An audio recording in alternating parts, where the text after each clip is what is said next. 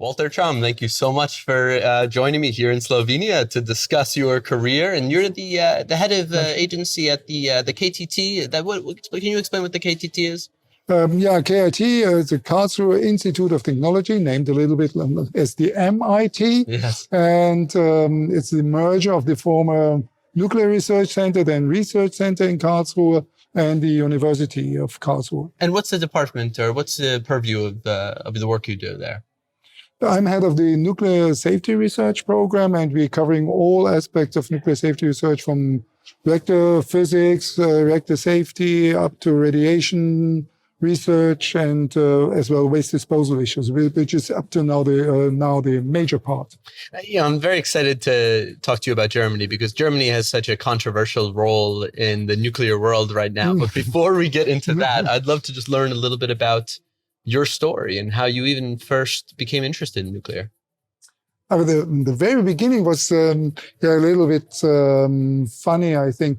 When I made my A-level, we were young students, 18 years old, and our teacher took us to coal-fired power plants. And in the region where I grew up at the Rhine Valley, there was as well Leibstadt in Switzerland built up a nuclear power plant. And we visited both, and I thought, wow, the coal-fired plant is pretty dirty, and this nuclear thing looks clean and good working conditions. And so, and my idea was to study mechanical engineering. I thought, couldn't I study mechanical engineering and energy studies and going then to the nuclear business? Yeah. It's amazing that the schools had the foresight to introduce their students into the infrastructure which provides for their way of life. Is that a uniquely German thing to do? I thought personally that it is not a uniquely German, because I think it would be a good idea to do it everywhere. It would be a good idea to do it everywhere. But I learned from today that we stopped it in Germany as well. So we have huge problems to educate, to get enough engineers, for example, at KIT, but as well in other universities. And I think one of the reasons is that children are not trained or not get in touch with the techniques and everything. That's so crazy, especially in Germany, which is known as this very technically educated society where people do work with machines. I mean, you guys are known for the best cars, the best big machines in the world.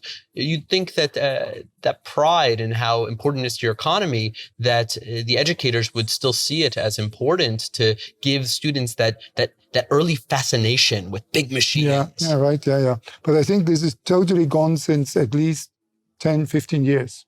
So we have really huge problems. Yeah. You can take the example of this demonstration against the IAA at the moment, this world famous, I think, car trade we have in Frankfurt, this International Automobile Ausstellung. It's known around the world, of course. The coolest concept cars come out of there. Right.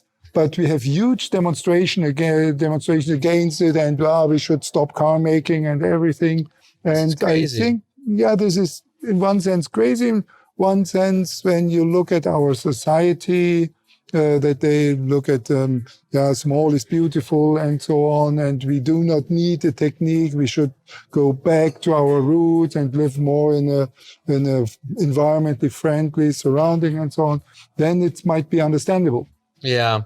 Yeah, I guess there are two sides to every story, though it seems to me, and actually that is healthy. It's healthy that there's always debate. I just want to make sure that that the other side doesn't back down. They don't see the people protesting and say, I'm scared of them now. Yeah. There are always advantages, disadvantages in every technique, but I think without any technical development, the society has as well no chance. So one should really balance it. And I have the fear in these today pluralistic democracies that it is at the moment pretty unbalanced to the other side. That we do not need any technical development. And we see it really. But the good thing is that we have recognized that there is a certain disadvantage or fear of these techniques. And we go now at KIT, we would like to start a program to go into the schools, to tell about techniques, to tell about physics, to attract people, to attract as well women to come to the university in these mind technical areas and so on. So at least we have discovered the problem. And this is already always the starting point to get rid of it. Yeah. Okay. So back to you. So you studied mechanical engineering. What was your first job out of school? Yeah, I studied at the university in Karlsruhe. Really, I'm really a Karlsruhe man, I would say. Finished, then made my PhD at the research center, or former nuclear research center in Karlsruhe. And what was your PhD in? Do you remember the specifics? PhD was on, even my master degree, or my master thesis was already on kind of CV excellent research. And my PhD was then to get rid of this kind of CV excellent. Our team developed with my boss, core catcher, which is now a little bit, these things are a little bit applied on in this EPR, in this European pressurized water reactor, this core catcher. EPR has it, because I know the Russians, their models are supposed to have it as well too, no? Right, yeah, we had a huge European programs together with Rosatom, with Russian colleagues, on these developments of core catchers, and our ideas were as well integrated in these things. Okay, I want to talk more about core catchers, but before I miss the thread, when you were studying severe accident research as part of your master's as well, what was the nature of this, of the modeling? I know now there's something like Melcore code and stuff. What was it back then? We in our group, we used Melcore. Now we are trying to develop with the French colleagues as well Aztec to get on the same level as Melcore. But we used Melcore, and we added certain models to as well Melcore, but as well there was a German code now it's called Cocosys, to model this interaction between this molten core when it leaves the reactor pressure vessel and the concrete. Yes. And there are still, and this is more than 20 years ago, but there are still open questions on these effects of the concrete destruction, destroyment, how these small tiny pebbles go up in the core melt, and so binding structures destroyed, and so very complicated issue. Why does this have to be so theoretical? How come we can't take, we can't go out into the middle of the desert, dig 100-foot pit in an area where there's no groundwater, line a surface with concrete, take a bunch of spent fuel rods out there, throw them in a mock vessel, and actually simulate this in a very controlled setting? We did huge experiments, but with a simulant material, but in the United States at Argonne National Lab, they did it as well with depleted uranium, but heated with a plasma torque. And we had this kind of thermite reaction, alumina and iron oxide to alumina oxide and iron, and simulated with this and added a few other things, materials to this, and investigated with these kind of molten core concrete interaction.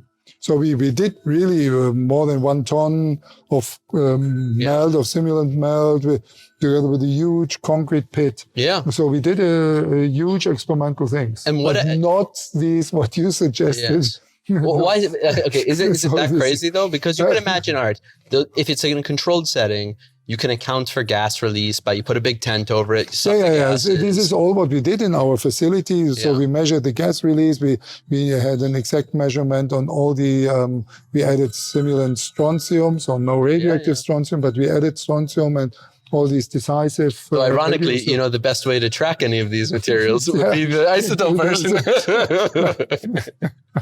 And we did really a lot of experiments, but nevertheless, the modeling of this is pretty complicated and still ongoing. And what are the open questions, and what actually happened? Can you describe to us what happens when the core, when you get that MCCI, the molten core concrete interaction? Very easily saying, you would be interested. You have a 6-meter high basement. Yes. And you would like to know when it is really eroded up to the groundwater level.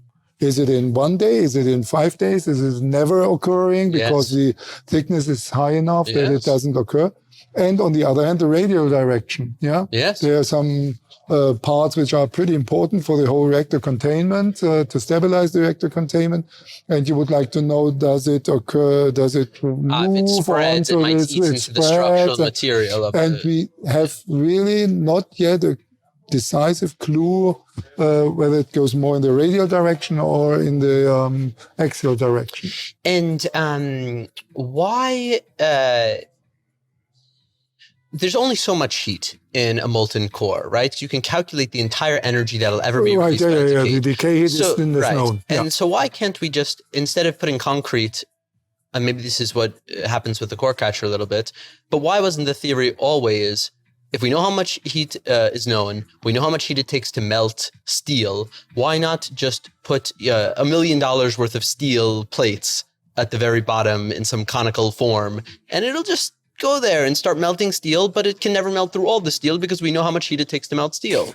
The problem with the decay is that it's pretty long-term story. Yeah? In the beginning, it might be 30 megawatt, but in the long term, it stabilizes with huge reactors, it stabilizes around 10 megawatt for months and even 5 megawatts internal heating for years. But even so, I can look at that curve, that decay heat curve, and if I calculate the area under the curve, I know the total amount of heat for any given time. Let's say 20 years.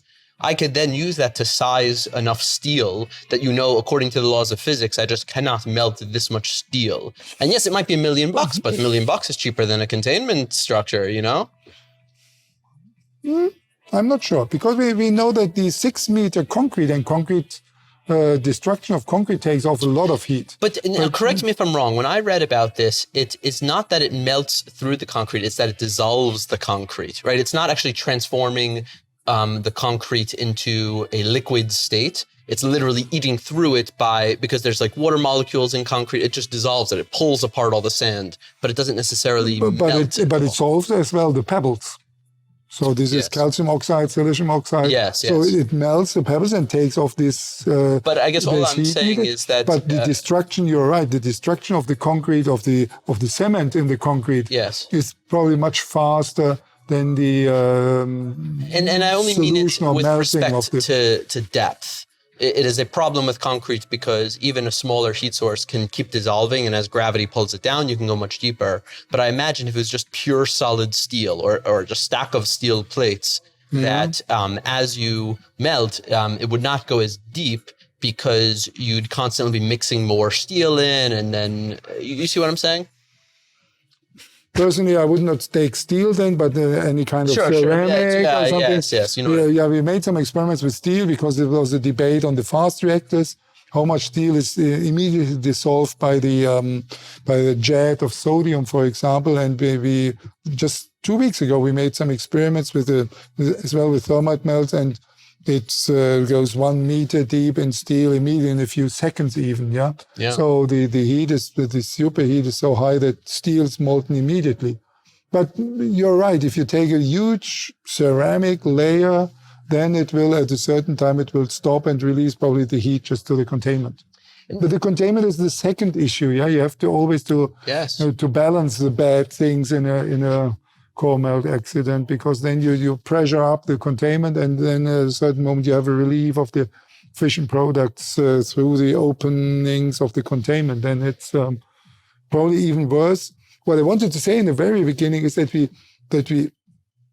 absolutely know that if you come into contact with the groundwater, then this core melt progression stops, because then you get a kind of a glassy layer, and you have a certain release of fission products probably through this glassy layer into the groundwater. But that was my master's thesis.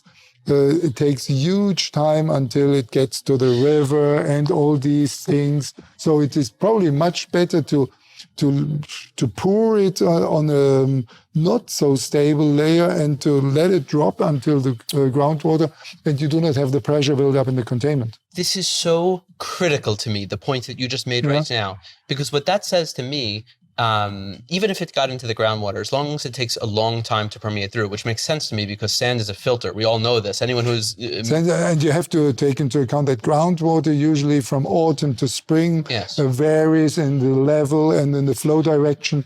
So it's probably that you dissolve something and it comes back and so on. So it's kind of stable conditions. But you have plenty of time. You have plenty of time. So that means that your biggest problem in the case of any radionuclide spreading is your iodine-131, all you need to do is delay 1 month. And all your iodine 131 is gone. And that was where all the Chernobyl victims, was all iodine 131, nothing else, just iodine 131. And so it seems to me that our whole theory of defense in depth particularly is built upon the submarine model. Whereas if you get through each progressive layer, everyone dies. So you can't let it ever get through a progressive layer. But what I've often thought, and what you're telling me right now, is that, you know what, maybe if we just let it melt into a little bit of groundwater, and then that buys us many, many months to just dig a hole around it, clean it up, remediate. We thought about just building a wall around it. Yeah, concrete wall. Just build a wall. Yes, no problem. Yeah. So how come the nuclear industry... If you do not have a release to the environment. Yes, that's what I'm saying. But then it's much easier to characterize the spread of your core melt if you let it pour into the ground and then you clean it up in a month. Yeah, right. How come the nuclear industry never puts forth designs that just allow that to happen? That say, forget defense in depth, I just want to let it pour into the ground. We'll clean it up afterwards. But pouring in the ground means that you destroy, first of all, this concrete layer, because you need the concrete layer for the technical...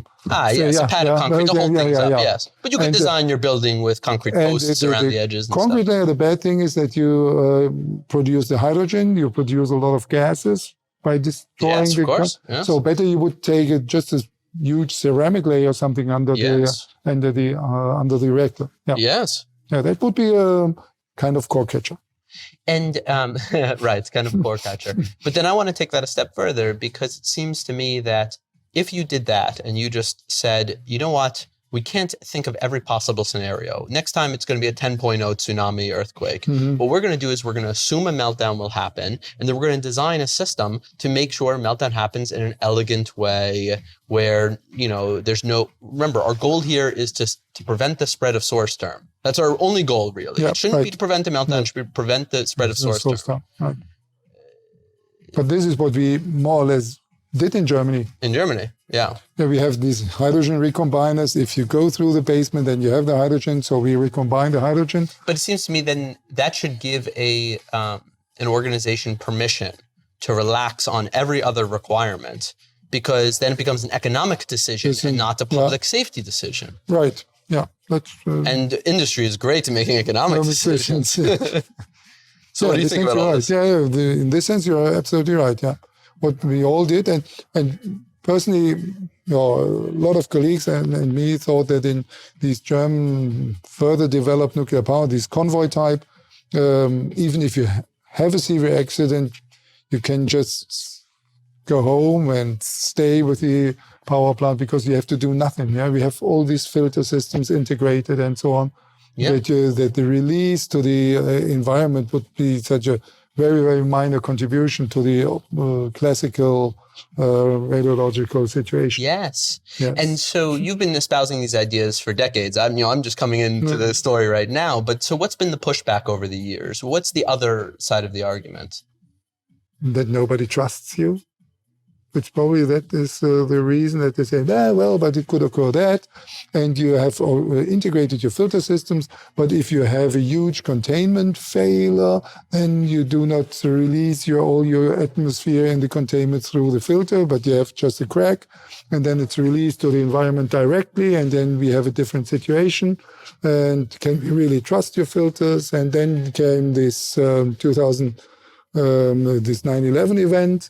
And we had the situation that, is it really true that you can handle these airplane crashes within the containment and so on? So I think if you're against nuclear, and then we should discuss about radiation.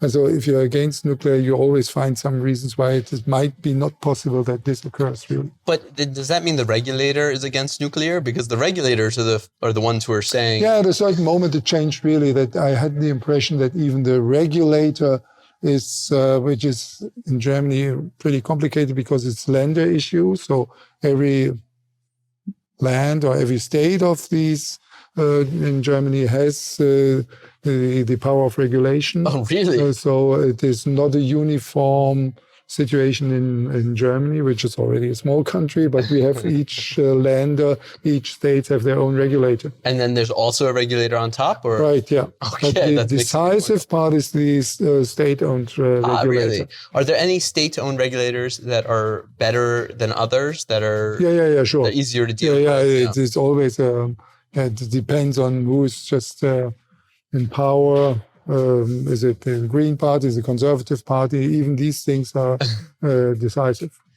Okay, so tell me about Germany a little bit more overall, because, I have to say this might be offensive, but whenever Germany is mentioned in the nuclear industry in the US, it's like a bad example. Yeah. Yes.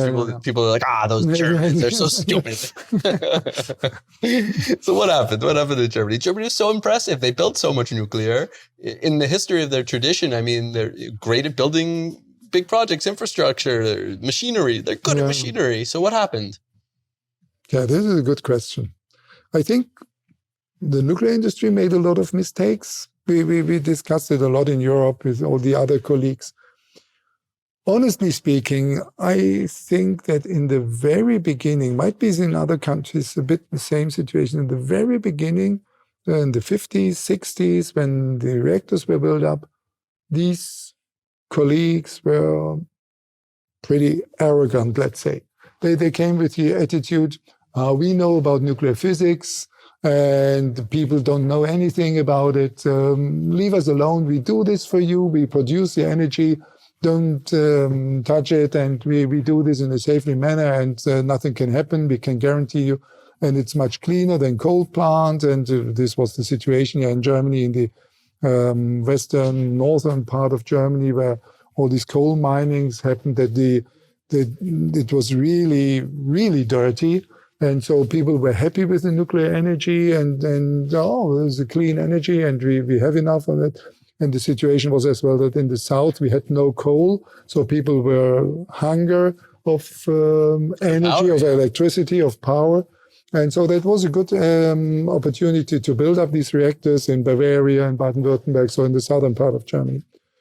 And then TMI had a little influence, I think, but a strong influence was from Chernobyl, that people changed their mind and, nuclear can be dangerous. Well, and you never told us that nuclear can be dangerous. And then I think the utilities and then all the nuclear branches were in a pretty defensive situation. Yes. And they said, and they claimed, okay, yeah, you're right, but we make it more, we can build up some more safety standards on it and so on. But it never changed. They were always in this passive, defensive situation. And then the anti-nuclear movement was stronger and stronger. And then we would like to have this, and then we would like to have this and that. And it made it more expensive and expensive and expensive. And then at the final point, it was not economically at all. And so the processing plant, for example, the processing plant was planned in Wackersdorf, and we had a kind of research reprocessing plant in Karlsruhe. And there was a strong movement against it. And finally, the utilities as well said, better we have a direct storage of our fuel elements, and we do not need this. It's expensive, and there's so much trouble with the Green Party. So they were always not fighting for it and saying, no, look, if you would like to have a continuous operation of our power plants, we need as well at a certain moment a reprocessing plant. They said, leave us alone with this. We operate it and we just store it directly with fuel and so on. We have an expression in the US, if you give a mouse a cookie, it'll ask for milk. Do you have a similar expression? We have a similar expression. Can you tell me in German? Can you say it? If you give a finger, they take off the whole hand. Yes. Well, can you say it in German though? Wenn du jemandem einen Finger gibst, nimmt dir die ganze Hand. Yeah. So it's a bit the same. Yeah. And this was too passive in my opinion. And the advantages of nuclear were not correctly demonstrated. It's so amazing. The more that I have learned about this technology, the more that I see it as just truly magical. It's as if humanity in the 1950s prayed for just the perfect energy source, and they got it. And they got it. They thought they got it, and we all believe that it's still the case, but a lot of people don't think this. Yeah. Yeah. But this is one factor. I think that this that change from this arrogance to a kind of defensive position, and the other thing is for me we do not have a good knowledge about radiation exposure. This is as well very decisive. I know people.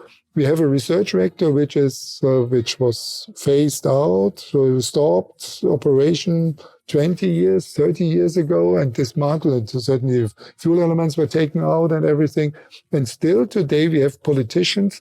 They say, "Oh, please don't drive us in this area. I'm afraid of I'm still afraid of the radiation of this reactor." And when we say, well, but look, the fuel elements we have even a kind of museum made out of it. We take children to visit it, and there's really nothing occurring. Yeah, these politicians should not be allowed outside in the sun without an umbrella over their heads. Then that should be the rule. If you're afraid of radiation, no more sun for you. Yeah, right. But I think there's and this is as well our fault, in my opinion. Yeah, the education on radiation exposure was not done at all. So what do we do about that? How do we change that? Change this. Yeah. Train people that radiation exposure is just a natural thing, that you have it at the Copacabana. When I give lectures on this, I always tell there's so many regions in the world where you have really a pretty high dose of natural radiation sources from the thorium, from the uranium. If you go to the Copacabana, you get a pretty high doses. Sometimes if you would... Not to mention what's already in our bodies. We have radioactive things in our body, and that means that we are experiencing radiation from literally within our body every second. Thin as you are, you have only 8,000 becquerel. I have probably already 10,000 becquerel. So, yeah. But this happens even with professors at KIT coming from we're all together in this energy field, and from this battery research, they say, when we ask for a new control area to investigate something on americium or something, or neptunium or uranium, they said in this research council, I thought finally KIT would be radionuclide free. And this is something a professor shouldn't say. No. I think it's education. Yeah. Yeah. And we should do it from the very beginning. Yeah, my daughter came home and said, Daddy, is it true that 200,000 people were killed in Chernobyl from radiation? Wow. And I said, no, this is certainly not true. Yeah, but the teacher said, and the teacher quoted Greenpeace or something. Probably. Yeah, Medical for Peace, or what is it? This organization. Yeah, I don't know. Yeah. So this is the problem, and we should solve. There we should start. Yeah, I agree, but I also think that there's another element to it as well. It's how you say things. Like, it's not enough to just say it. You have to say it with confidence, and you have to be. Right. You can't be offensive. Sometimes you have to be offensive or defensive. You have to be offensive as well. Right. That is true as well. Yeah. So tell me more about the institution now. What are some of the fields that you guys look into and study? And what are some of the research that you guys produce? From the nuclear or from all over? Oh, well, tell me both. Yeah. Yeah. In the energy field, we are looking really at the whole branch of battery research and concentrating solar power and all the material research needed for these batteries or for and so on. And for the nuclear things, up to now, we still cover the whole research. We have 2/3 of it going to waste disposal issues. Yeah, how to find the best possible final repository underground, and we have now built up a professorship on decommissioning and all these issues. And we still have reactor physics, neutronics, and as well C-reaction research, safety research related to reactors. So, and we have a very small, but only a very small part on radiation research. Yeah. And what do you like to get involved in? Which of those topics is your favorite to study and investigate? Certainly in the beginning, coming from the reactor part, reactor safety research. So it was always reactor safety research. But at the moment, I'm more and more engaged in decommissioning issues. And people always say, well, this is boring. This is just classical civil engineering to destroy concrete walls and whatever. No, but we think that you can do, and we are working together in your European frame with the French colleagues, and we think that if you continue building reactors, you have to dismantle the elder ones at a certain moment, whether you operate them for 40 years or 60 years or 80 years, but you have to dismantle them. And I think we should look at the whole chain as well, not only from fuel reprocessing and so on, but as well on constructing a reactor. And in this sense... Constructing them with decommissioning in mind. As people now do for this building innovation modeling, all these buildings, they have always in mind how to decommission it, deconstruct it. And this should be, in my opinion, if you continue to build reactors as well, more and more applied for reactors. That you need much more robotics, for example. We have now some research activities together with people really applying humanoid robotics and so on. And you could do much more in this field that you don't have to send in all these people. Help me understand. If we send people in for every refueling, what's the problem after all the fuel is out and gone? And if there was no accident within the containment, it seems to me like there'd be very little. Yeah, but the first few centimeters, for example, of the biological shield around the reactor pressure vessel, they are contaminated or even activated or contaminated more. So these layers are usually cut off, scratched off, and deposited, and all the rest of the concrete can just go to a classical deposition. Okay. So you do it manually today. That's the problem. You send in workers, and they scrub it off. And I see. You could do it with a robot. And could they do it with like an acid? Could they have a robot come in, pour some nitric acid with one tube and pump with another tube or something? We are exploring the idea of laser technology, for example. Lasers, yes. Then you have a lot of aerosol formation. So you have to suck off these aerosols with a special filtering system and sucking system.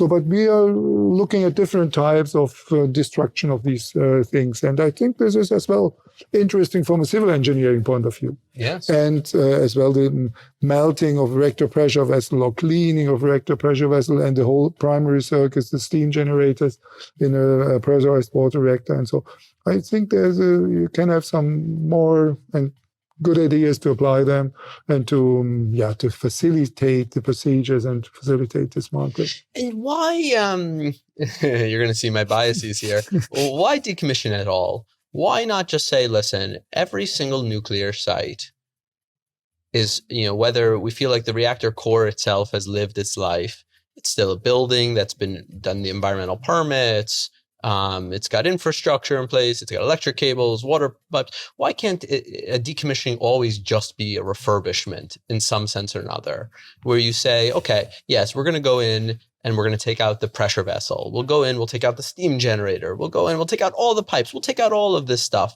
and then we'll bring new ones in. And we'll keep the biological shield because, it can last another 100 years. Yeah. But I think after 80, 100 years, certainly you can do this for 100 years. But then the concrete starts to destruct, so you have not the stabilization at a certain time. And I think all the cables and so on, probably it's then more expensive to refurbish it always than to say, okay, we just use the concrete for other things and just build a new one. Yeah. So at a certain time, but I don't know this time frame, at a certain time it must be cheaper to build a new one. Yeah. You mentioned waste before, and an argument that always pops up into my head that I'd like to hear your opinion on is this idea of why we have to do something about it now, especially with these million-year repositories or something, whatever crazy it is like that. I mean, even 1,000 years is so crazy to me to think the hubris that our technology and our decision-making is better than humanity 100 years from now. It's just so crazy. Why would you ever plan more than 100 years? I mean, look at what we did in the last 100 years with technology. For God's sakes, they were still driving horse and buggy everywhere. Why would we ever say that we know better how to handle things than humanity 100 years from now? Just temporarily store it for 100 years and then let 100 years from now make a decision. And the money too. It just drives me so crazy, especially like with Yucca Mountain or any of these deep geological things. In Finland, I think they want to do it. You're going to spend, $20 billion up front when your dry cask storage will last another 100 years. What if you put that 20 billion in the stock market and just let it accrue interest for 100 years? Humanity now would have $100 trillion prize that you handed them, and they'll know how to deal with the waste better. At least we have now the decision in Germany that we have a kind of idea that you have to what is the name? Get it back. So that it's not a final definite closure of the repository, 700 meters deep in the earth, but you can re-extract all the cask and so on. For the exact idea that people 200 years from now would have probably much better ideas what to do with it, or to even store it in a safer manner, or whatever they would like to do with it. So this is really the idea now that this regaining of this cask should be possible always. And does this come up in your research today, how to think about temporary storage for nuclear waste? Temporary storage, only the Netherlands talks about it, yeah. On ground level, temporary storage for 300 years, so long-term storage. At the moment in Germany, we have this decision that we have no repository. Gorleben discussion is gone. So at the moment we are looking for a repository, and we opened up a so-called wide landscape. We are looking at every place and every formation of whether it's salt or clay or any other host rock formation, granite. But this is for 1,000 years plus, or many thousand. This is for 1,000 years plus. And so how come there's no pushback from the nuclear community that says, how dare you politicians tell us that we are smarter than the people 100 years from now? How come there's no pushback? Yeah, the deal is in Germany that the utilities and every company has given 24 billion to the state. Yes. And now they are free of everything. Yes. They just have to pack all these things in a cask and deliver to this midterm storage at the site. But this is state-owned now. So it's only the job of the state to handle this storage system on ground and to look for a repository. So it's not economical business at all. And politicians, probably everywhere in the world, do not care about money. They just take the taxpayers' money and say, the opinion in the public is that we should look for a repository in the best way. So we do. But if I were a taxpayer, I would be so pissed that $24 billion is being spent on storing the waste right now, when maybe you spend 1 billion on storing it temporarily for 100 years, putting in dry cask storage above ground, and then you take 20 billion and you give it back to the taxpayers for their health care, for their pension, for their social security, and then you spend 3 billion and you invest that for the future, and then you know what? You have another 20 billion in 100 years or more. It's your opinion. It's probably not the opinion of the public in Germany. So all people, the utilities and as well these state-owned companies, were pretty happy with this deal. And they're looking now for solutions. And it's clear that these 24 billion, there's only 1 billion probably needed for this midterm storage on ground. And the rest will be for exploration of this final repository underground. And and this is what you mentioned in the very beginning. A lot of people live from these kind of jobs. And it's as well at KIT, it's our task to be involved in this best solution repository, final repository, to prepare it for the safest way possible today. There are some people saying, we don't know what is going on in 100 years, 200 years from now. But at the moment, our job is, and we are explicitly asked for this from the government, to look at the best possible solution. Yes. So, but nevertheless, I think even if you have this idea of this Murrah concept in Belgium of transportation, and then you do not need it for 1 million years, but only for a few hundred or maximum 1,000 years. Finally, you probably need for a certain time frame a final repository.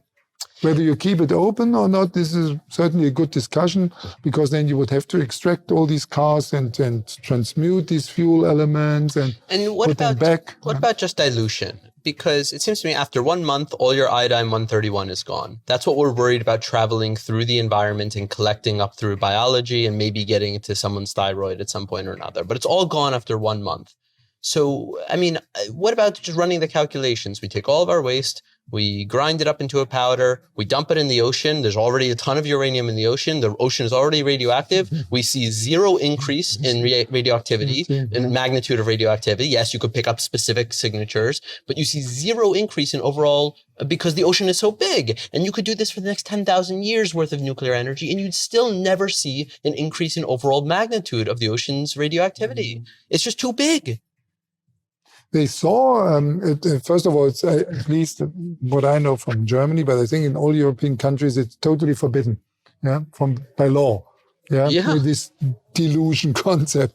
But it's what we do with other toxic chemicals. Right, we do it as well with other toxic chemicals, that we store them in certain salt domes in Germany, and nobody talks about it. So this is a different attitude people have, But in Sellafield, I think they did in the beginning these low level waste. They diluted it in the Irish Sea, but then you have the problem of not the dilution totally over the huge ocean. You have it locally, and they detected certainly something. Yes.